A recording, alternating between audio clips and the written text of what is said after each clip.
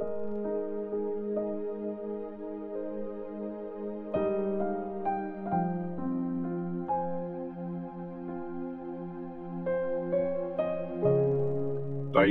chapter 3. Tamang ugali ng niniwala kay Christ. I-remind mo ang mga tao na sumunod sa mga leaders at sa mga may kapangyarihan. Sundin ang mga ito at laging maging ready na gumawa ng mabuti. Sabihan mo silang huwag siraan ang kahit sino at huwag sila makipag-away. Dapat maging mabait sila at laging magalang sa lahat. Dati, mga bobo tayo, hindi masunurin, naliligaw, at naging alipin tayo ng mga kung ano-anong pagnanasa at luho. Namuhay tayo sa kasamaan at inggit. Sobrang galit sa atin ang mga tao at galit din tayo sa kanila.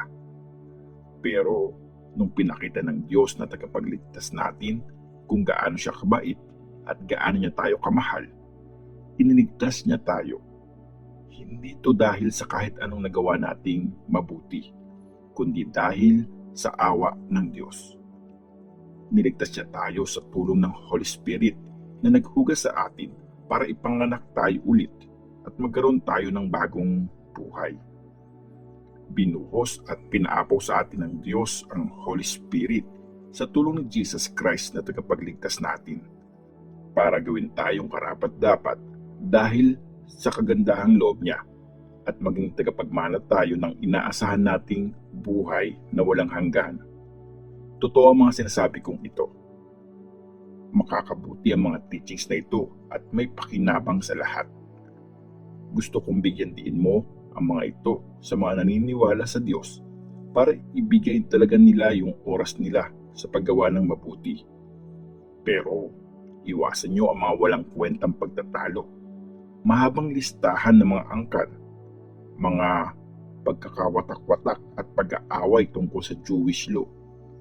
Walang halaga mga yan at walang mapapala dyan. Warningan mo hanggang 2 beses yung mga nagiging cause ng kampihan. Tapos nun, huwag mo na silang pakialaman. Alam mo namang baluktot mag-isip ang mga taong ganun at pinapakita lang ng mga kasalanan nila na mali talaga sila. Mga huling bilin. Papupuntahin ko si Artemas o si Tychicus sa iyo. Pagdating nila dyan, gawin mo yung best mo para puntahan ako sa Nicopolis. Kasi nag-decide na akong doon na ako mag-winter.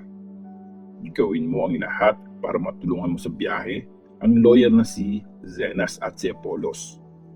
Siguraduhin mong dala nila lahat ng kailangan nila. Dapat matuto ang mga kapatid natin na gamitin ang oras nila sa paggawa ng mabuti para makatulong sila sa mga nangangailangan at huwag masayang ang buhay nila. Kinukumusta ka ng lahat ng kasama ko. Kumusta din sa mga kaibigan natin dyan na kasama natin sa faith. Sana maranasan yung lahat ang sobrang kabaitan ng Diyos.